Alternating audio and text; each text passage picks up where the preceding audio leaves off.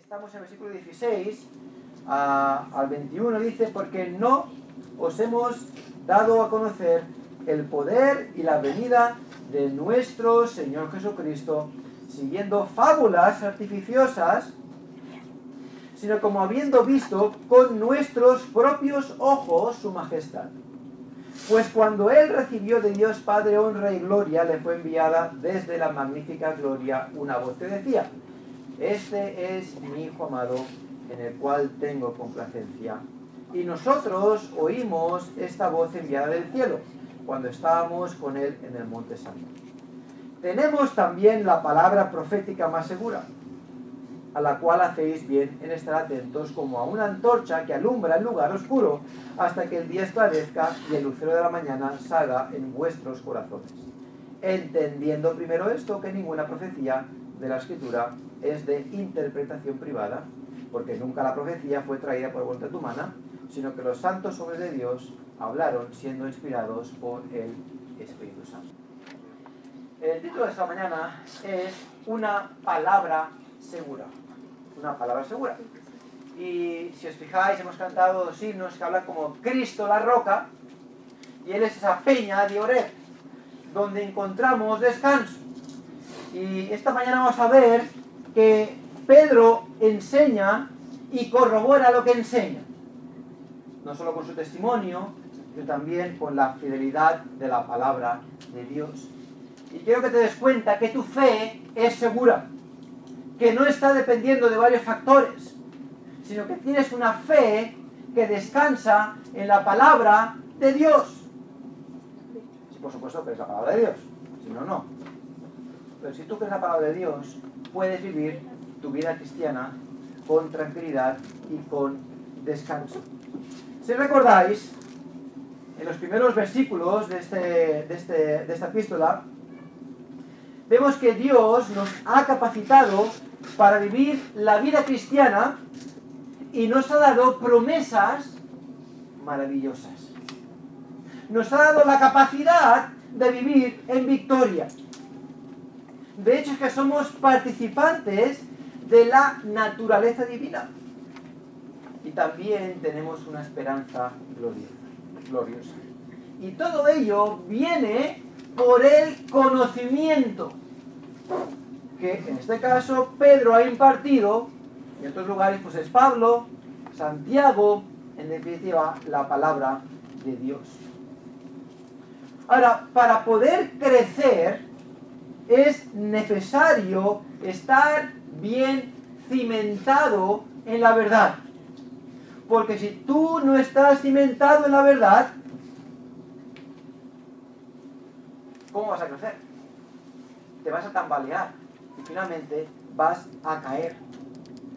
Todo lo que la Biblia dice es verdad, lo que enseñamos está basado en la Biblia, por lo tanto es verdad, y nuestro crecimiento puede ser firme y constante. Colosenses 2, 6 y 7 dice: por tanto, de la manera que habéis recibido al Señor Jesucristo, andad en Él, arraigados y sobreedificados en Él, y confirmados en la fe. Así que Pedro, en este caso Pablo, está diciendo de arraigarse y cimentarse en la palabra de Dios para poder crecer. Cuán necesario es que tú, de manera personal, prestes atención a este libro.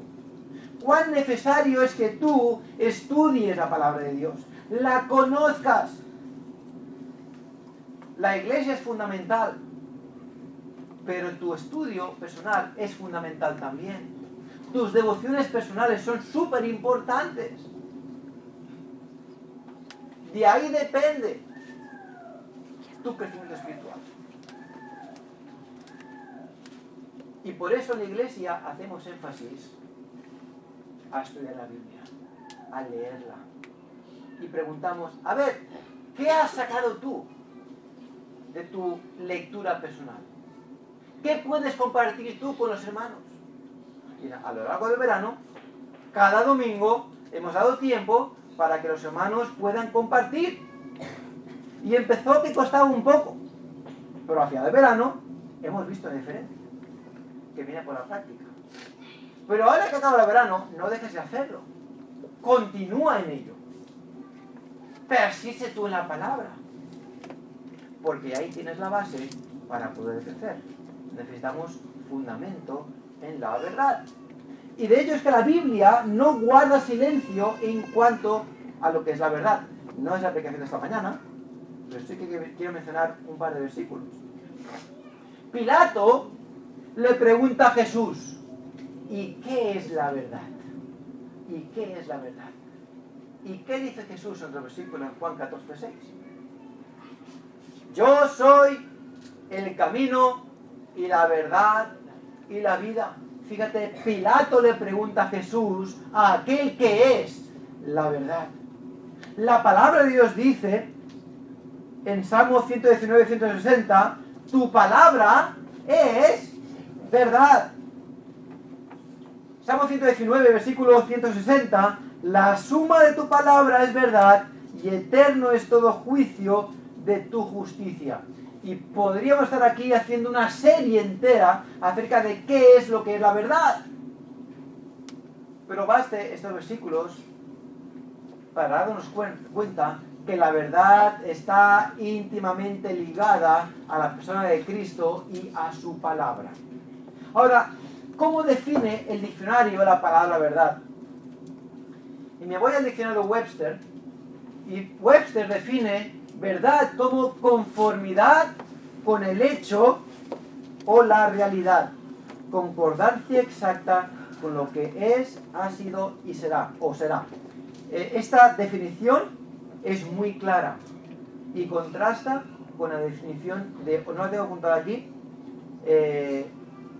y no viene al tema, por eso no la he puesto, pero os animo que apuntéis esta definición y comparéis esta definición con la definición que da la Real Academia Española de la Lengua en cuanto a qué es la verdad.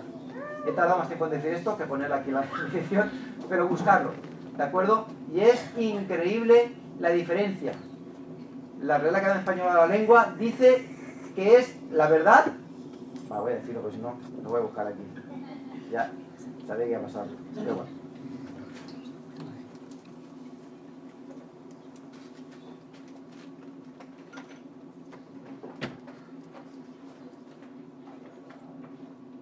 Si alguien lo encuentra, que me lo diga, porque yo tengo un problema aquí. RAE.es, creo que es.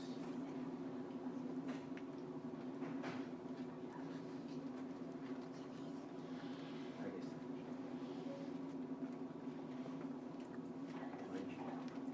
Nada, pues no me deja. Está guapo. ¿Alguien lo encuentra por ahí? Sí, ¿verdad? Ahí está. Ya lo tengo, ya. Conformidad de las cosas con el concepto que de ellas forma la mente. ¿Os dais cuenta la diferencia? Si yo pienso que esto es una guitarra, mi mente piensa que es una guitarra, eso es verdad. Con el concepto que dice la mente. Si yo pienso que este hombre es una mujer, es la verdad. Wow. Cuando lo leí me quedé perplejo. No tenía que ver con la aplicación, pero con el concepto que de ellas forma la mente. No. Conformidad con el hecho o la realidad. Concordancia exacta con lo que es, ha sido o será. Eso es verdad. Tu palabra es verdad, es un absoluto. No es si yo lo creo o no lo creo. No es el concepto que yo tenga de este libro. No. Esta es la verdad. Punto. Cristo es la verdad. Punto. Y cuando no es exactamente a lo que este libro dice, a lo que Cristo ha dicho, si no es exacto, deja de ser verdad. ¿Y se convierte en qué? Mentira. Ojo al dato, porque esto es muy importante. Porque el apóstol Pedro, en el capítulo 2, va a tratar sobre los falsos maestros, que no predican la verdad, predican la mentira, y está empezando a exhortar a los creyentes a que, hey, tu fe está cimentada en la verdad, no en la mentira. Y lo que yo os estoy diciendo, lo hemos visto, no es mentira, es verdad. Y además lo corrobora la palabra de Dios, las profecías. Es verdad, no es mentira, como os dicen aquellos. Así que no puedes seguir ni a tu propia mente, ni a tu propio corazón, ni a lo que te dicen de una manera muy convincente. Salvo que sea exacto con lo que es, ha sido o será. Es decir, la palabra de Dios. ¿Sabes por qué Webster da esta definición tan precisa? Webster. Porque era creyente. Él era cristiano. Y además, me lo he puesto, pero a esto le añaden varios versículos. Diccionario de Noah Webster. Conocido. Cuán importante es estar cimentado en la verdad. Así que si el mensaje de Cristo se caracteriza por la verdad, el mensaje que no concuerda al 100% deja de ser verdad y en consecuencia ya no es de quién, de Dios. Ya no es de Dios. Así que fíjate si es importante la verdad o no. Si tú estás cimentado en la verdad, vas a poder crecer bien. Pero si no, tienes un problema y ese problema es grave. De modo general, los falsos maestros buscan poder y popularidad y son movidos no solo por dinero, sino también por placer sexual. Y si vas a Miqueas 3:11, dice, sus jefes juzgan por cohecho y sus sacerdotes enseñan por precio y sus profetas adivinan por dinero. Y hablaremos de estos falsos maestros o profetas. De hecho, el otro día alguien puso por Facebook y le di clic y salía esta profetisa no sé qué Maldonado. ¿Vale? ¿Habéis escuchado de ella? Bueno, da igual, 2 personas han escuchado de ella. Que decía que para ir al cielo hay que dar dinero. Falso profeta. Y tiene miles de seguidores, por cierto, divorciada y vuelta a casar. Con otro profeta, con otro pastor, no sé exactamente cómo funciona el tema. Hablaremos de ello más adelante, ¿de acuerdo?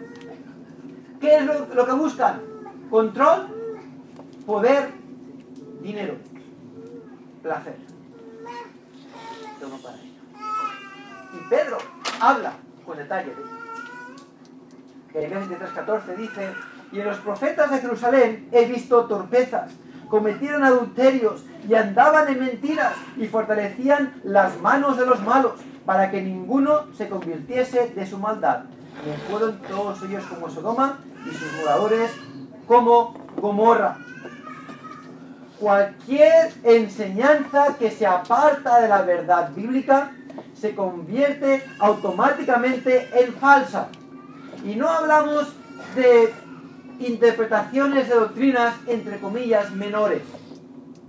Donde yo lo hago así, yo lo hago asá, porque es una zona un tanto gris y realmente pues da a interpretación. No, hablamos de doctrinas básicas y fundamentales, que si tú las cambias, entonces todo queda aguado, todo queda destrozado. Hablamos de la salvación por gracia. Si yo digo que para el cielo voy con dinero y hay que ofrendar para ir al cielo, ya no es por gracia, es por obras. Es porque yo he pagado. Mi descanso no está en lo que Dios ha hecho por mí, está en el dinero que yo he pagado. Y eso es una herejía que viene de los falsos maestros, falsos profetas. Hablamos de la salvación solo a través de Cristo. Hablamos de la deidad de Cristo. Hablamos de la resurrección de Cristo. Hablamos del mensaje del Evangelio. Hablamos de un Dios verdadero. Hablamos de la Trinidad. Son verdades fundamentales que si tú no crees en ellas, entonces no estás creyendo el Evangelio, estás creyendo en otra cosa. Y tu fe no es como el himno que dice, mi fe descansa en buen lugar, no en una religión. De hecho es que si tú no crees algo así, lo que dice la Biblia, tu fe descansa en un mal lugar, en una religión. Y no estás confiando en Dios, sino que estás confiando en lo que tú estás creyendo que no es verdad, porque no se sujeta a la palabra de Dios.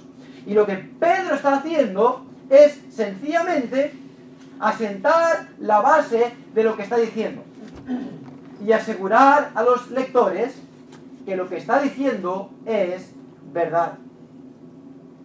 Así que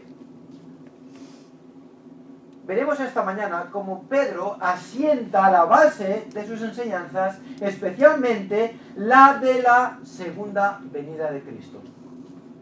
Y nos ayuda a entender que aquellos que creen en el testimonio de los apóstoles y en la palabra de Dios están seguros, pues son verdad. Y esto contrasta directamente con la enseñanza de los falsos maestros. John MacArthur escribe en su segunda epístola: Pedro escribió a los creyentes asediados por falsas enseñanzas que pretendían socavar su confianza en las Escrituras y destruir así la fe cristiana.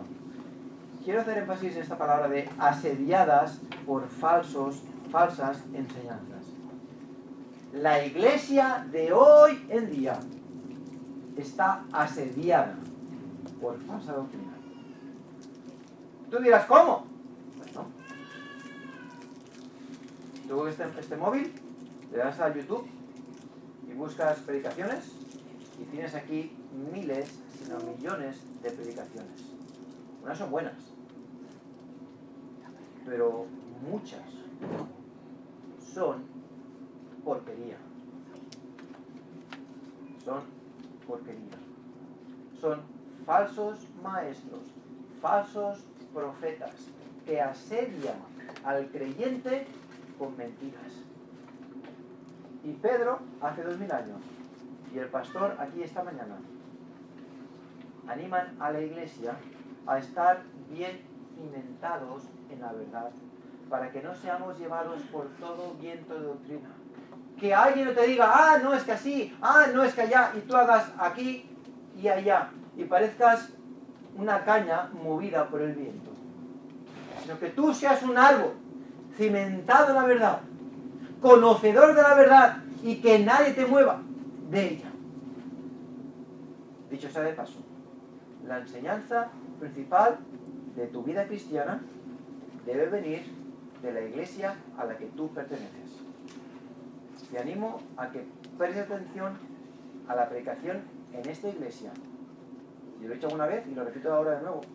Yo escucho predicaciones de otros pastores de vez en cuando y me son de mucha bendición. Pero las predicaciones de sus pastores son para sus iglesias, en el contexto de su iglesia. La predicación que yo doy, yo la pongo en internet, pero está en el contexto de esta iglesia. El pastor ve necesidades en la iglesia y muchas veces, a menudo, las trata en la predicación. Y son para esta iglesia. Entonces, ¿son de beneficio para otros? Sí que lo son, seguro. Pero te animo a que como miembro de esta iglesia, como asistente a esta iglesia, tu crecimiento básico, tu alimento básico, proceda de esta iglesia. No porque soy el mejor, ni porque soy perfecto, ni porque soy el mejor predicador, por nada. Porque hay mucha gente que predica mejor que yo. Pero es a la persona que Dios ha puesto en este lugar para que esta iglesia crezca. Y eso nadie lo puede igualar, como yo no puedo igualar el de otra iglesia. ¿De acuerdo? Así que la enseñanza principal que tú recibes debe provenir de esta iglesia. No te estés siempre escuchando otros pastores. Escucha más lo que hay aquí. Aprovecha las oportunidades que hay aquí. Estudios, clases, escuela dominical, culto de oración. Esto es lo que Dios tiene para ti, para que tú puedas crecer. Dice John MacArthur, en el capítulo 2, describe en términos vívidos a los proponentes de tal error para que sus lectores pudieran entender y reconocer mejor el peligro que representaban. Pero no basta con conocer a los falsos maestros. Los creyentes deben saber cómo defenderse de sus errores. El arma de esa defensa es la palabra segura de Dios.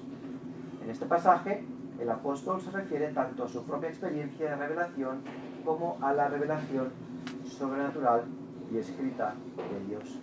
Así que este domingo vamos a ver lo que es el testimonio de Pedro, y el domingo que viene veremos el testimonio de la palabra de Dios. Y en ambos encontramos seguridad. Así que, cuán aferrado estás a la verdad. Cuán sujeto estás tú a la verdad. Vamos a ver el testimonio del testigo. El testimonio del testigo. Porque no os hemos dado a conocer el poder y la venida de nuestro Señor Jesucristo siguiendo fábulas artificiosas, sino como habiendo visto con nuestros propios ojos su majestad. Fíjate, Pedro estaba absolutamente convencido de la verdad que enseñaba. ¿Sabes por qué? Porque la había experimentado personalmente. Él era testigo ocular. Y esto también lo hace en nombre de los otros apóstoles. De hecho, es que habla en plural. Porque junto a él estaba Juan. Y estaban los demás discípulos que habían visto y oído, como dice 1 de Juan, lo que era desde el principio, lo que hemos oído, lo que hemos visto con nuestros ojos, lo que hemos contemplado y palparon nuestras manos tocando al verbo de vida. Lo que hemos visto y oído, versículo 3, estos anunciamos. Sencillamente estaban reproduciendo en su palabra, bueno, por escrito, y por voz, lo que ellos habían visto, habían oído y habían palpado. Y por eso estaban convencidos. ¿Sabes? Tú puedes explicar algo que te han explicado y puedes intentar expresarlo de un modo lo más semejante a lo que te han dicho. Pero ¿sabes el juego del teléfono que empieza por aquí y vas pasando el mensaje de uno a otro, y al final se va tergiversando? El mensaje original cambia del final. Nadie puede explicar tan vívidamente una situación como aquel que lo ha vivido en su propia carne. Y el hecho de estar en el monte de la transfiguración, donde Cristo se transfiguró ante ellos. Pedro, Jacobo y Juan lo vieron. Vieron a Moisés y a Elías. Y era algo que tuvo que sus mentes no podían entenderlo. Estaban perplejos. Ver a Jesús transfigurado en su gloria. Y ellos se limitan a reproducir, a explicar lo que habían visto, lo que habían escuchado. ¿Cómo lo sabían? Porque lo habían vivido.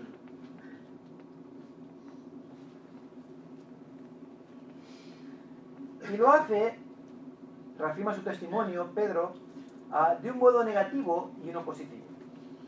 El negativo dice, no os hemos dado a conocer como siguiendo fábulas artificiosas. Y un ataque frecuente que recibe la palabra de Dios, el testimonio de los apóstoles, es precisamente que esto es ¿qué? Un libro de fábulas. Es una historia, es un cuento, es un libro antiguo. Y de hecho es que intentan rebajar su nivel y comparándolo a... No, es que estos son copias de escritos sumerios, de escritos hititas, de escritos antiguos que tienen historias similares. Y en vez de decir, porque sabes, por ejemplo, la historia del diluvio aparece en muchas culturas, incluso en América. Hay historias de un diluvio universal. En China hay historias del diluvio universal. Antiguas, muy antiguas. Pero en vez de decir que la han cogido de la Biblia, de la verdad, no, en la Biblia se ha copiado de otro.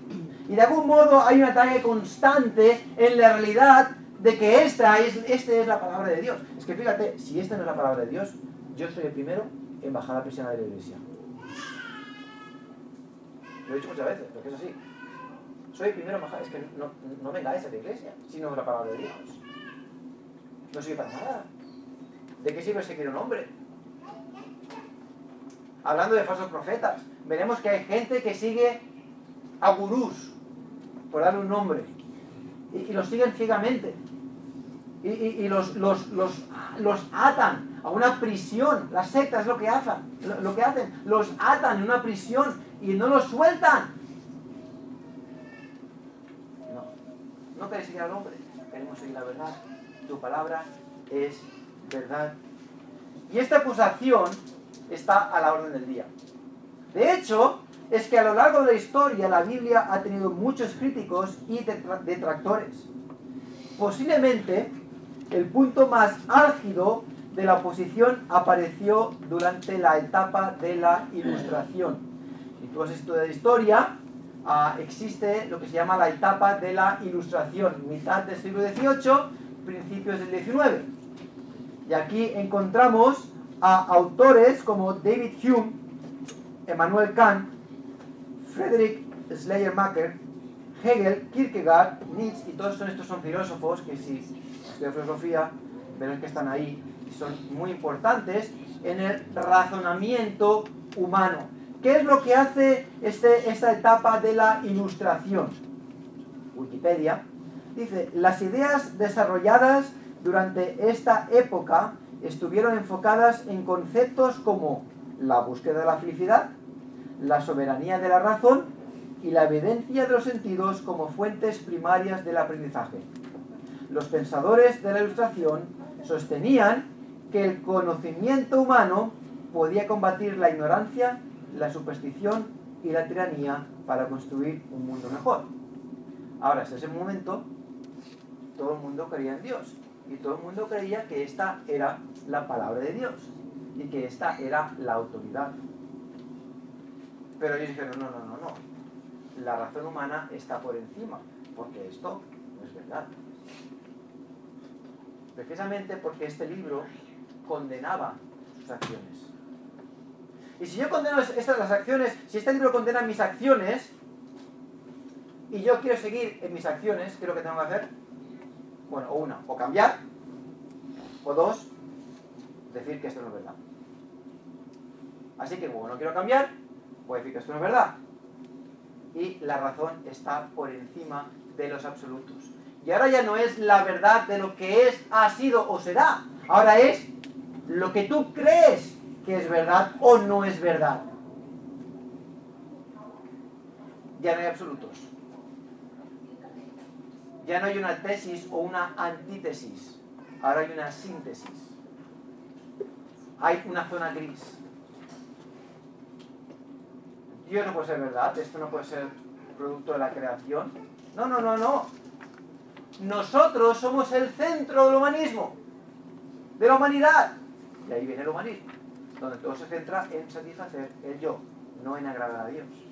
Y aquí se desarrolla una corriente muy peligrosa, que atacaron directamente a la autoridad de la palabra de Dios. Ahora, por contra, aparecieron hombres que sí que defendieron la palabra de Dios. Y ahí tienes, por ejemplo, a Jonathan Edwards, tienes a Charles Hodge, tienes a Benjamin Warfield, tienes a Gresham Machen, y tienes a tantos otros que estudiaron, trabajaron, predicaron, enseñaron y basaron su vida en que esta es la palabra de Dios. Y aquí estamos nosotros ahora.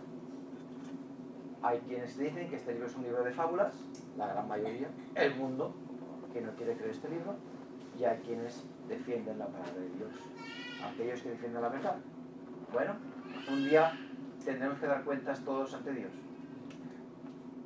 Y entonces todo caerá en su cauce correcto. Esta es la autoridad de todo creyente. Aquí basamos nuestras creencias, nuestra fe. Así que lo que el apóstol Pedro escribió en 2 de Pedro, capítulo 1, versículos 16 a 21, es fundamental para la comprensión de las Escrituras. En la Biblia, los creyentes tienen una revelación precisa y escrita de la verdad de Dios.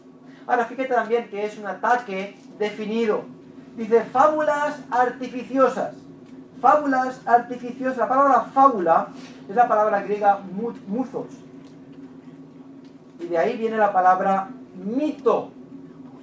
Fábula, ficción, una historia, una narración. Y desde luego que hoy muchos describen a la Biblia como un libro de mitos. Que sí, que tiene alguna enseñanza moral, pero como cualquier otro libro. Pero además, Pedro usa la palabra artificiosa, de la palabra griega sophizo, que viene de la sabiduría, de sabiduría. Pero en el contexto significa razones u argumentos aparentes con los que se quiere defender o persuadir lo que es falso. Es decir, que Pedro está explicando una historia y da argumentos que corroboran esa historia, aun y cuando es falsa. De esto es lo que le acusaban a él. Fábulas artificiosas, fábulas que os han inventado para corroborar sus mentiras. Pero claro, a ver, si yo estoy diciendo una mentira y os tengo como seguidores y a mí me van a matar por esta mentira, me van a martirizar por esta mentira, al final, ¿sabes qué? Digo, no voy a dar mi vida por una mentira. Quizá vosotros lo hagáis, pero yo no voy a dar. Os tengo engañados. Pero fíjate, los apóstoles, todos ellos fueron martirizados. ¿Cómo es posible que 11, y contando Pablo, 12 apóstoles, menos Juan, que prácticamente no murió por martirio, pero más sí, fueron martirizados por una mentira? Es como que no. Sus seguidores, sí, a ver, las sectas hoy en día, muchos de ellos cometen un suicidio, se lee, suicidio grupal, pero por lo general el jefe no está por ahí. De algún modo es como que desaparece, porque sabe que no es verdad.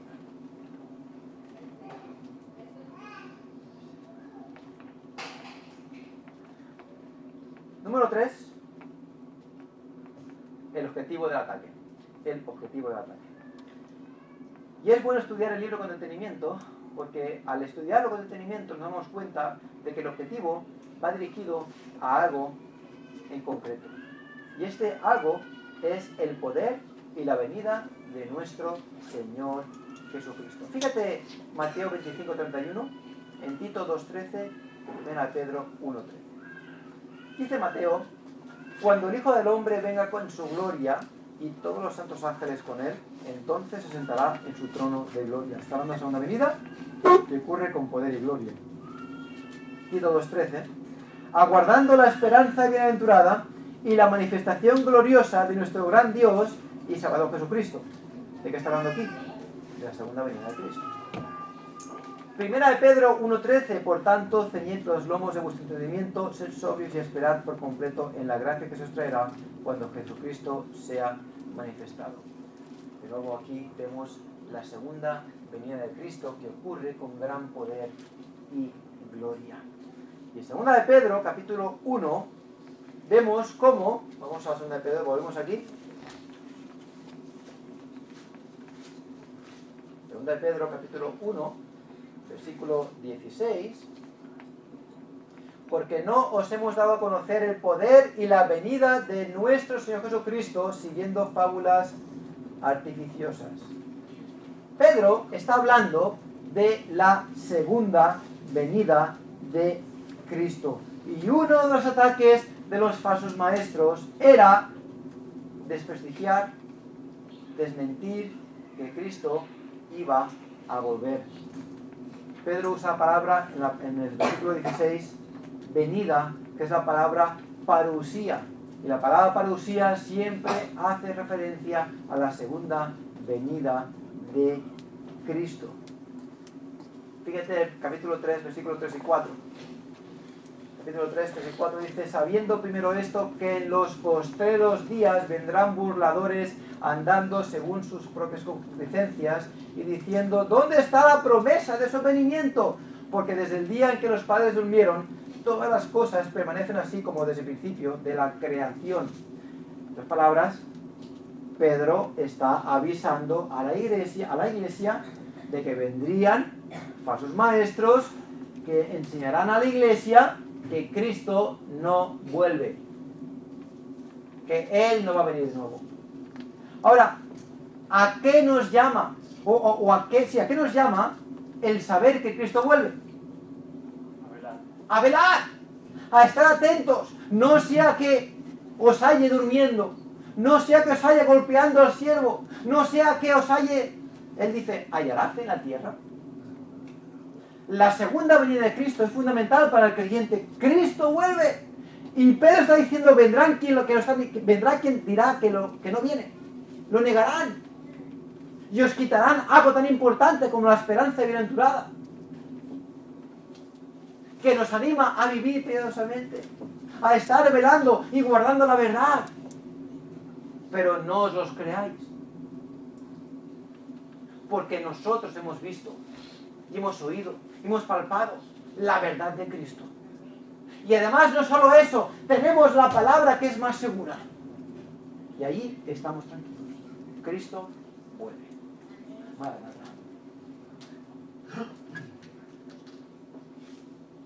Es como si Pedro dijese, no hermanos, que Cristo vaya a volver con gran poder y gloria para recompensar a sus hijos y dar el merecido castigo al pecador, no es una invención ingeniosa nuestra, con miras de apoderaros de vosotros, o de apoderarnos de vosotros, o para causar temor.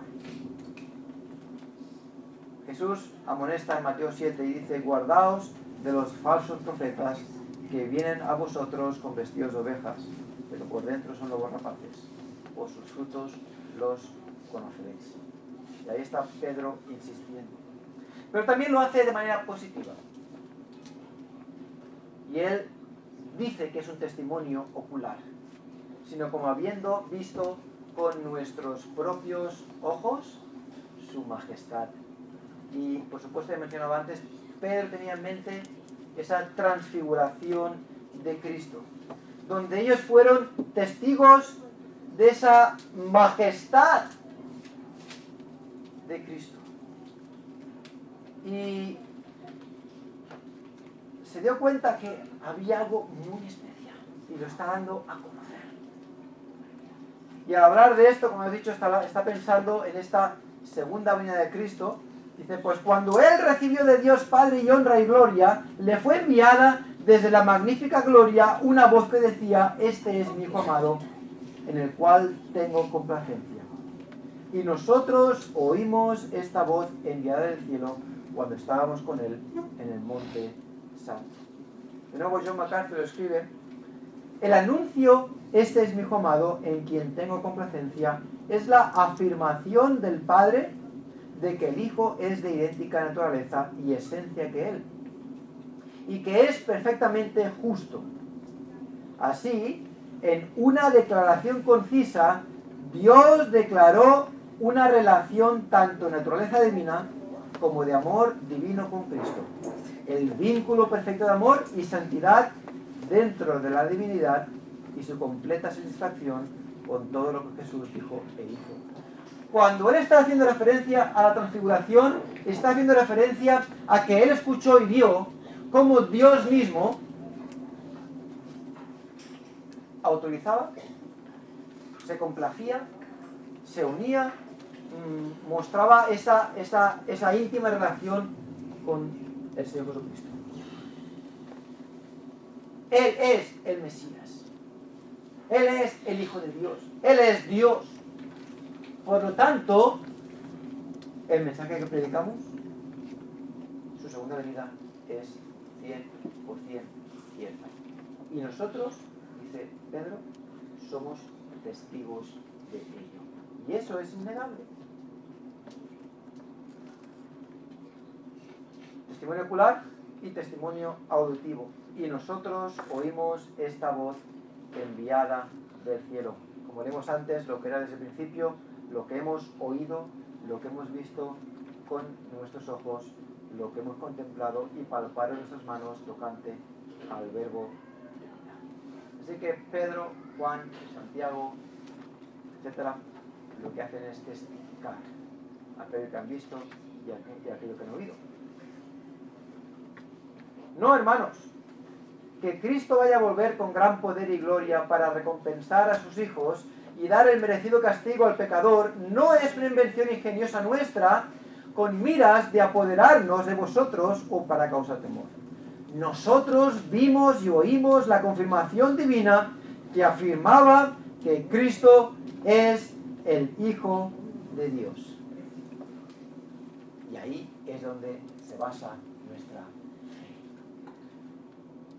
En la certeza del testimonio de los apóstoles y la certeza de la palabra de Dios. Finalmente, MacArthur dice: no hay ninguna razón para que el público de Pedro de entonces o de ahora crea a los falsos maestros que niegan el glorioso regreso futuro de Jesucristo.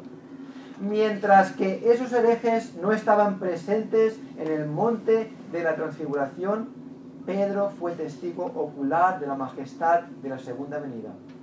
Él, Santiago y Juan vieron a Moisés y a Elías afirmar a Cristo, y sobre todo los apóstoles oyeron al propio Dios honrar a su Hijo. ¿Quiénes son estos para hablar? Nosotros estábamos allí. Y esto es lo que ocurrió. Así que antes dijimos, ¿cuán aferrado estás a la verdad? Y ahora añadimos, ¿cuán aferrado estás a la verdad de que Cristo vuelve? Él dice, velad. Así que te animo a que esta realidad en la vida cristiana, de que Él viene a buscar a su iglesia, te anime a ti a permanecer fiel. Te anima a ti a crecer espiritualmente. Te anima a ti a estar activo para